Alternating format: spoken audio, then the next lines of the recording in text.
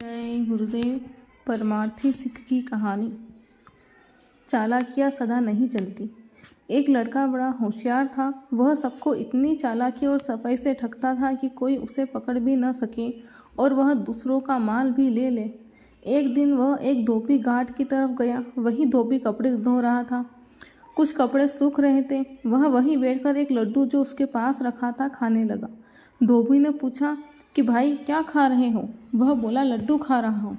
उसने पूछा कि कहाँ से लाए? युवक बोला उधर एक आदमी सड़क के उस पार सबको लड्डू बांट रहा है, जाओ तुम भी ले आओ।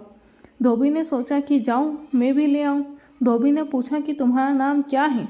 तुम मेरे कपड़े देखो, मैं भी जाकर लड्डू ले आऊँ। युवक बोला मेरा नाम हवा है। धोबी लड्डू लेने चला गया। युवक ने अच्छे अच्छे कपड़े समेटकर गट्ठर बना लिया और भाग गया।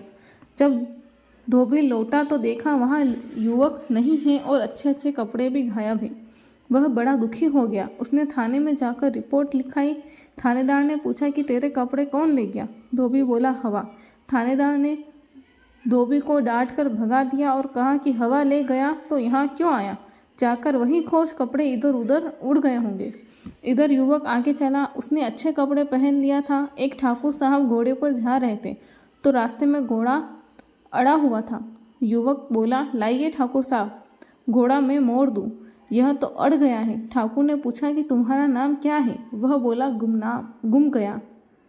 ठाकुर ने घोड़ा उसके हवाले कर दिया। युवक घोड़े पर सवार हुआ तो थोड़ी देर आगे पीछे करता रहा, फिर घोड़े को एड़ लगाई और चल दिया। ठाकुर साहब अपना सा मुंह लिए रह गए। वह भी थाने पहुंचे रिपोर्ट दर्ज कराने। थानेदार ने पूछा कि घोड़ा कौन ले गया? वह बोला गुम गया। थानेदार हंस पड़ा, कहने लगा ठाकुर साहब आप भी क्या मजाक करते हो? गुम गया है तो खोज कर लीजिए, कहीं इधर उधर चला गया होगा। ठाकुर साहब चुपचाप लौट आए। उधर वह युवक आगे बढ़ा। घोड़े पर सवार होकर रास्ते पर एक बुढ़िया अपनी लड़की को लेकर जा रही थी। युवक ने पूछा माई कहाँ जा रही हो?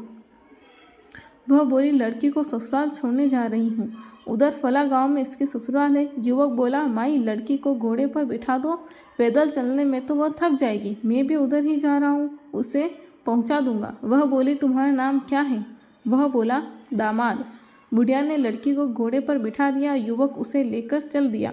जब लड़की ससुराल नहीं पहुँची तो बुढ़िया परेशान हो गई और वह भी थाने रिपोर्ट लिखाने पहुँची।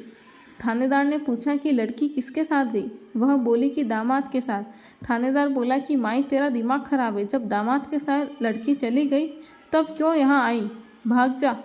बुढ़िया भी अपना मुंह लेकर लौट आई। युवक लड़की को लेकर कुछ आगे बढ़ा तो दूसरी बुढ़िया एक गठरी लिए जा रही थी। उसने कहा बेटा जरा मेरी गठरी घोड़े पर रखकर पहुँचा दे मेरे घर तक। वह बोला जा मैं तेरा नौकर नहीं हूँ। बुढ़िया चुप हो गई और आगे बढ़ गई। युवक कुछ दूर गया तो उसके मन में आया कि हो सकता है बुढ़िया की गठरी में माल भरा हो, चलो ले ले। वह लौटा और बोला ला माई गठरी दे दे, मैं तेरे घर पहुंचा दूंगा। बुढ़िया ने कहा रहने दे, जिसने तुझसे कहा कि गठरी ले लो उसी ने मुझसे कहा कि तू गठरी मत दो, और बुढ़िया ने गठरी नहीं दिया। स्वामी जी महाराज ने कहा कि चालाकियाँ बहुत होती पर वह भी कभी न कहीं खुल ही जाती है। जय गुरुदेव।